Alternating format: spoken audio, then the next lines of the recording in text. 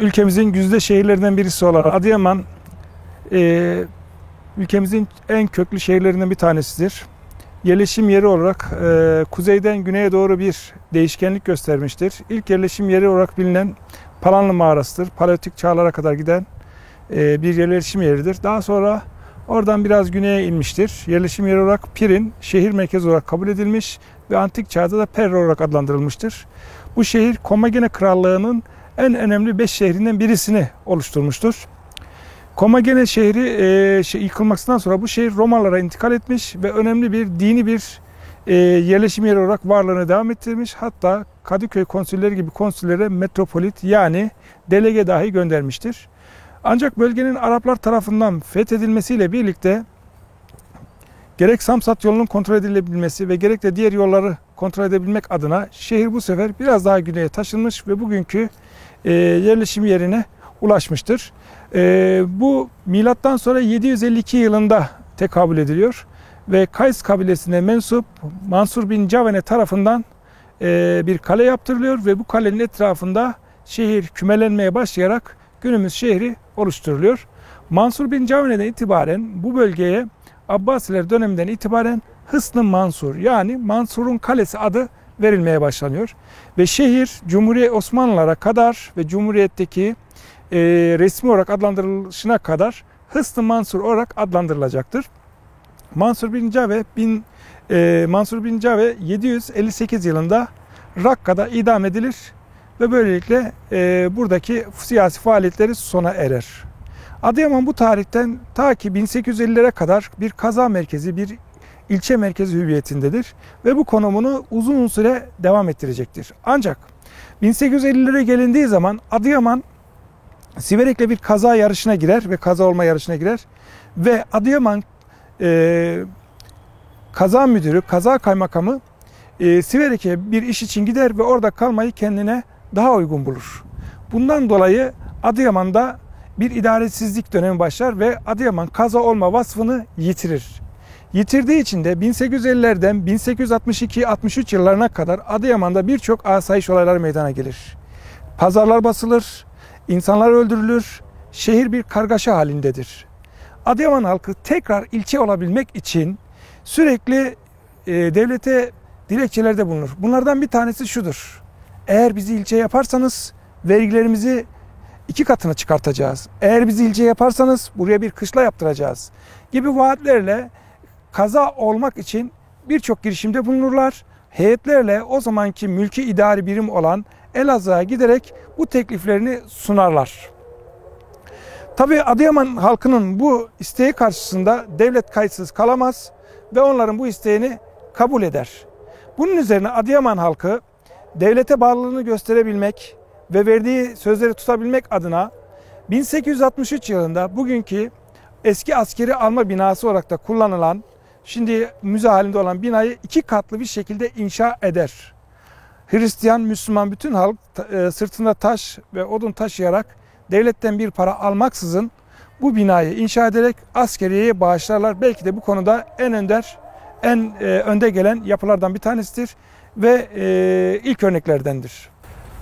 Adıyaman halkının tekrar kaza olabilmek için vermiş olduğu mücadele sonucunda vergiler artırılmış ve Adıyaman halkı ve devlete vermiş olduğu sözü tutarak bir askeri kışla inşa eder ki bunun adı Hısn-ı Mansur askeri kışlası olarak adlandırılacaktır.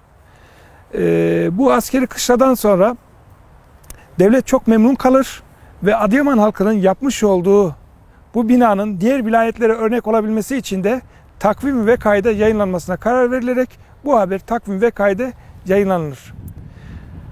Bir müddet sonra Adıyaman'ın artık tekrar kaza olmasına karar verildiği için o dönemde Siverek'te bulunan kaza kaymakamlığı kaldırılarak Adıyaman'a getirilir. Ancak Adıyaman halkı huzursuz bir şekilde beklemektedir kaymakama. Ve kaymakam nihayet 8 Kasım 1863 yılı pazar günü saat akşam vakti 7-8 raddelerinde doğu tarafından şehre giriş yapar. Şehre girişi sırasında eşraftan, halktan birçok kişi davullar, zurnalar eşliğinde büyük şenlikler düzenleyerek Adıyaman Kaymakamı İlyas Bey'i karşılar ve onu makamına oturtur. Bu özelliğiyle bu hikaye aslında 1954 yılındaki il oluş hikayesinin aslında Osmanlı dönemindeki bir provasıdır, bir yansımasıdır. Tabi Adıyaman kaza olduktan sonra bununla yetinmemiş. Sürekli olarak Adıyaman'ın asayiş sorunu ve benzer sorunları devam etmiştir. Ama bununla birlikte Osmanlı beygerinde Adıyaman'ın 24 nahiyeye sahip, birçok köyü olan, geniş bir ovası olan, zengin bir tarım havzası olarak tanımlandığını görüyoruz. Bundan sonra Adıyaman'dan Mollazade Rüştü 27 Eylül 1909 yılında Adıyaman'ın kaza olmayı hak etmediğini, tam tersine il olması gerektiği yönünde İçişleri Bakanlığı'na bir telgraf çeker. Bir dilekçe yazar. Yani Adıyaman'ın il olma serüveni aslında Cumhuriyet'e özgü bir şey değildir. Osmanlı döneminde de bununla ilgili bir girişimde bulunulmuştur. Tabii bu girişim başarısızlıkla sonuçlanmıştır. Devlet tarafından kabul görmemiştir. Ve Osmanlı'nın son dönemlerinde Adıyaman Malatya'ya bağlı bir kaza merkezi hüviyetindedir. Ancak nasıl bir kaza, bunu tanımlamak gerekirse Adıyaman'ın il olmasının ipuçlarını burada görebiliriz. 7-8 ay boyunca, özellikle kışın çok fazla yoğun geçmiş olduğu, uzun sürdüğü dönemlerde merkezle irtibatı kesilen bir yerdir Adıyaman. Özellikle yaz mevsimleri dışında merkezle atla dahi iletişim kurulamamaktadır. Ulaşım yoktur. Eğitim sorunu çok büyüktür. Mesela 1930 yılında Adıyaman Ortaokulu yapılır fakat 15 yıl boyunca sürekli olarak öğretmen gönderilmesi istenir fakat öğretmen gönderilmez. Travma hastalığı vardır. Doktor istenir. 1950'lere kadar yine doktor doğru düzgün gönderilmez. Hatta 1950'lerin başında, il olmadan önce Adıyaman'daki bütün cerrahi işlemleri, adli raporları bir doktor muavini, yani bir doktor yardımcısı yürütmektedir. Sağlık açısından da Adıyaman kötü durumdadır. Adalet bakımından insanlar katır sırtında ve benzeri sırtlarda ta buradan Malatya'ya kadar gitmek zorundadırlar. Ancak Adıyaman'da mahkemenin kurulması, Ağır Ceza Mahkemesi'nin kurulması 1952'yi görecektir ki o da tam işlevsel değildir. Bu nedenle Adıyaman halkı vilayet olduğu takdirde ulaşım sorununun çözüleceğini düşünmektedir. Sanayi sorununun çözüleceğini düşünmektedir. Eğitim sorununun çözüleceğini düşünmektedir. Bu nedenle canı gönülden Adıyaman'ın vilayet olması gerekmektedir. Ve halk bu yönde büyük bir temayül gösterecektir. Ancak bunun bir takım siyasal sebepleri de vardır. Herkesin bildiği siyasal sebep nedir? Demokrat Parti'nin Adıyaman'da çok fazla oy almış olmasıdır. Ve Demokrat Parti bu oy oranını korumak ister ve CHP'yi cezalandırmak için Adıyaman'ı Malatya'dan ayırarak müstakil vilayet haline getirir. Burası doğrudur. Fakat Cumhuriyet arşivlerine baktığımız zaman bir başka yüzle karşılaşırız. Yani Demokrat Parti'nin Adıyaman'da bu kadar oy almasının temel sebeplerinden bir tanesi sadece Adıyaman il olması değildir. Cumhuriyet devrinde Adıyaman'da bir takım mütegallibeler, eşraflar sürgüne gönderilir. Ağalar sürgüne gönderilir. Gönderen parti ise CHP'dir. CHP'den intikam almak isteyen mahalle eşraf ve önemli toprak ağaları bu dönemde 1946'dan sonra büyük oranda Demokrat Parti'yi desteklemeye başlarlar. Yani Adıyaman'ın il olmasını isteyen kişiler halk, ağa, eşraf, devlet. Yani bütün sahipler bir araya gelerek Adıyaman'ın il oluşunu oluşturan zemini hazırlamışlardır. Ve bundan dolayı Demokrat Parti Adıyaman'da büyük bir oy oranına sahip olacaktır. Ve bu oy oranı onun 1954 yılında il olmasını kolaylaştıracaktır. Ancak il olduğu sırada da arkadaşlar, daha önce de dediğim gibi aynı Osmanlı'da olduğu gibi her köyden, her aşiretten, her bölgeden davulcular, zurnacılar, halk en güzel elbiselerini giyerek bunu kutlamaya kalkacaklardır. Hatta gelen heyeti atlılar bugünkü Göksu Çayırı üzerinden karşılayacaklardır ve bir kortejle, atlı kortejle bir takın altından geçerek Adıyaman'ın vilayet oluşunu kutlayacaklardır. Tabi Adıyaman'ın vilayet oluşu bir takım sorunlarını çözmüş müdür? Evet, bir anlamda çözmüştür. Çünkü vilayet olmayla birlikte Adıyaman'da biraz daha asayiş olayları azalmıştır. Vilayet öncesi Adıyaman'da asayiş olayları çok fazladır. Yine vilayet olmayla birlikte Adıyaman'a çok büyük miktarda memur akını olmuştur. Memur akının Adıyaman'a ilk yansıması, vilayet olmasının ilk yansıması ise arkadaşlar ilginç bir şekilde, tabii ki beklenen bir şeydir bu.